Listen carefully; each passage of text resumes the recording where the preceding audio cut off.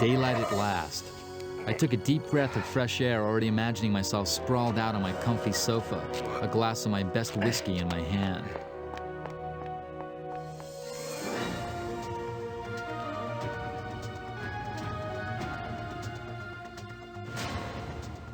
And yet I had to face the facts.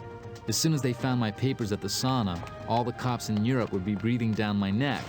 And when they hauled me in for Marcos's murder, I'd sooner go to hell and get help from the American embassy. No, I had to get out of these stiffs' clothes before they began to really suit me. I got the spare key from the housekeeper and finally made it to my place to pick up the film. That roll of film was the only proof I had of Marcos's crimes, and I wasn't about to let anyone else get their hands on it, especially not a big jerk who decided to make himself at home when he wasn't even invited. Who's that guy sitting on my sofa using my phone?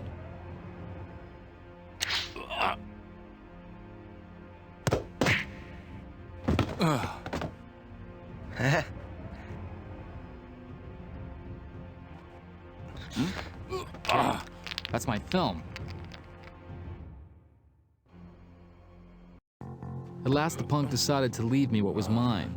This film would prove once and for all that LaGrange, the unscrupulous politician, and Marcos, the drug runner, were guilty.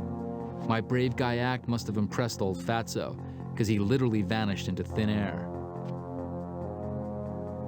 He'd left a clue behind, though, which would lead me to him later. A book of matches he must have dropped during our scuffle.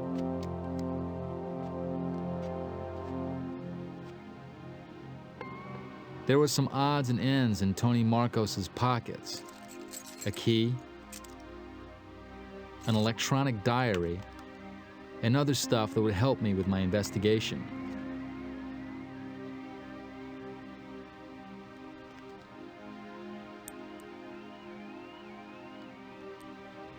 I called my buddy Didi, the computer whiz. This genius knows everything there is to know about everybody. I was sure he'd be able to make sense of my discoveries. I told him about my adventure at the sauna and the chase with Buffalo Bill. He suggested I tell him the rest in person. You never can tell who might be eavesdropping. Good old Didi. At the time, I thought he was being kind of paranoid. I couldn't even imagine anyone tapping my phone. But in fact, someone had been tailing me, watching my every move right from the start. I crossed town and went into Didi's dump. Unluckily for me, 3 tough guys were all prepared for the eviction officer to arrive, and through one hell of a mix-up, they thought it was me. Come on, Betty, let's kick the crap out of him.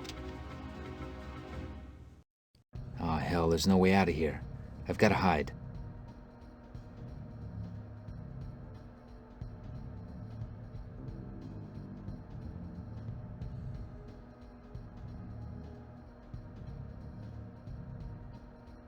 Show your face, jerk. I'm gonna skin you alive. That won't do much damage. Pity. If I switch it on, they'll think I'm inside.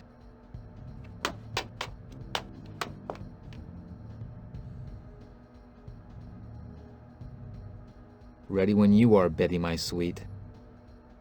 Come on, sucker. Come out and play.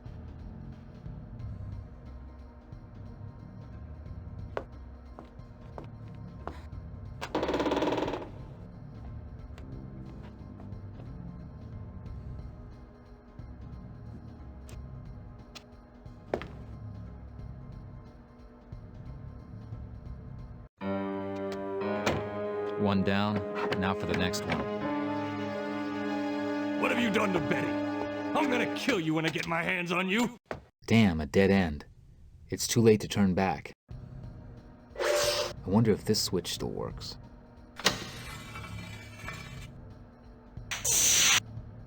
This electrical cable looks suspect.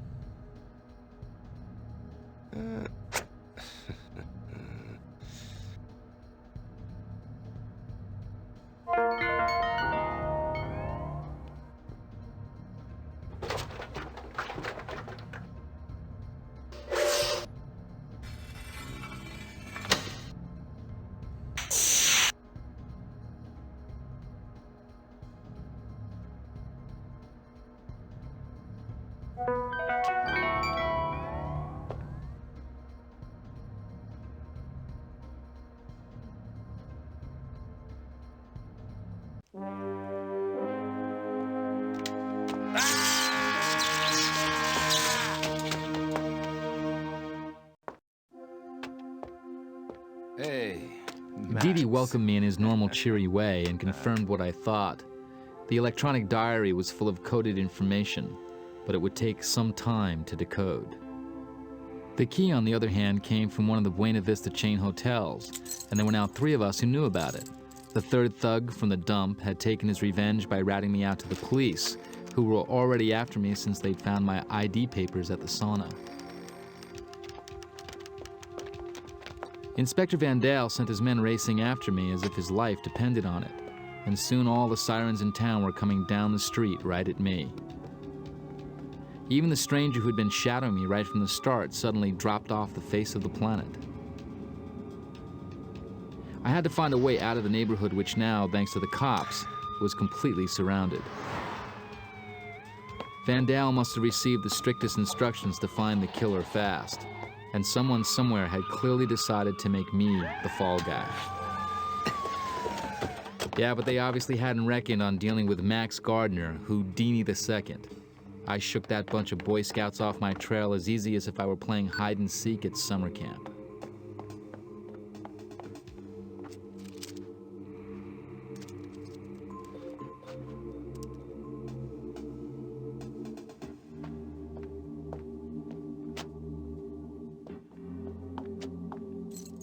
I was beginning to feel like I was the hunter and the hunted.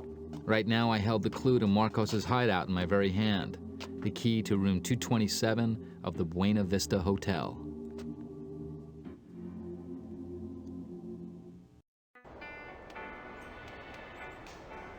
The girl in the back who answered to the name of Jenna was flattered by my interest, but she wouldn't say much at first.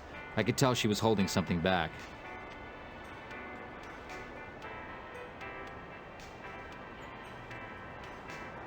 The young lady told me that the girl in the next chair had stolen my key. My fake ID was working wonders. The little thief sheepishly agreed to give me back my key.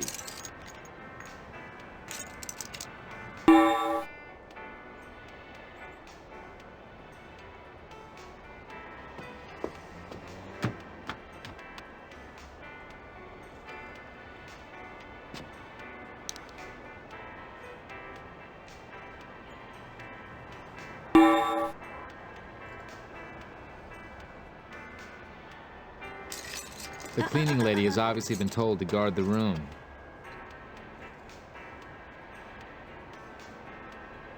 The young lady was glad to find the pearl Mr. Marcos had given her.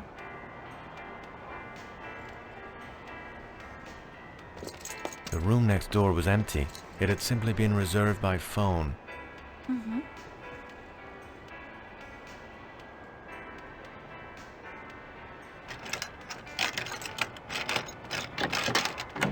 Perfume lingered in the room that Marcos had the key to.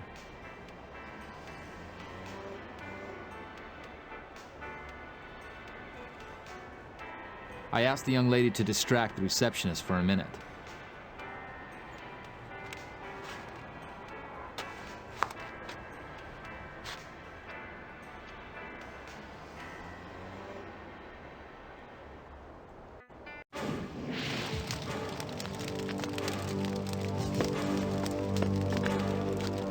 Right.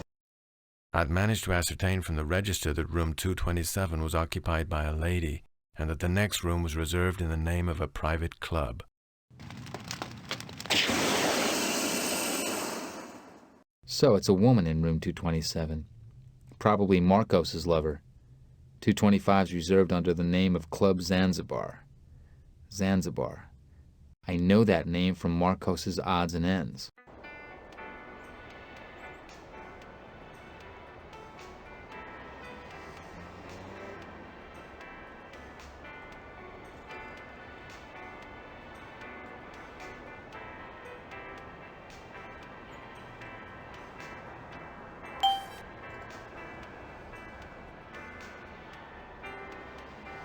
Club Zanzibar. At last, I've got the whole name and the right phone number.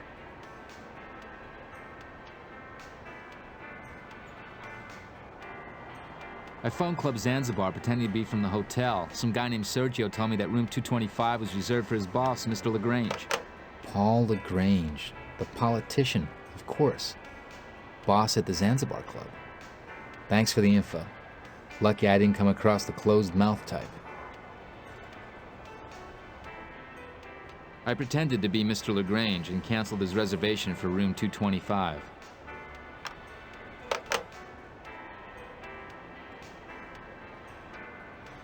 I finally got hold of the key to the room next to Marcos's.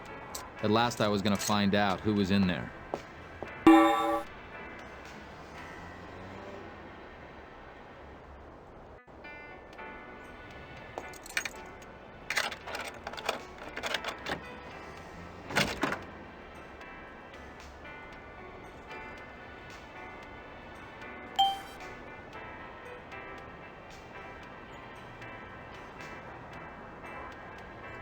Champagne. That's good to know.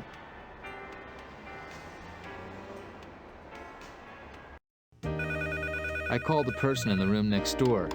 It seemed I had gotten her out of the tub. I pretended that I had the wrong number, and then I tried to check out the situation by doing a bit of smooth talking. She was pretty cagey, but I wasn't going to give up that easily.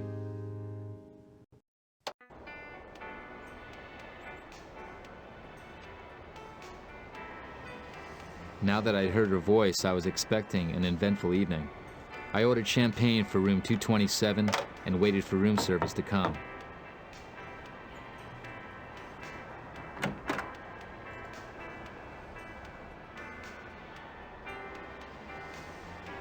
The first time I saw Ada Wertmuller, a shiver went right down my spine. She had the kind of killer smile that could put you down and out for the count. Ada Wertmuller, a German ecological politics student fresh out of Karlsruhe University. Driven by her convictions, she had seduced Marcos to infiltrate his circle and sabotage his drug trade. She clearly had no idea he was dead, and I certainly didn't feel like being the one to break the news. In any case, I sure was crazy about her, and I wasn't going to let anybody ruin this very special moment.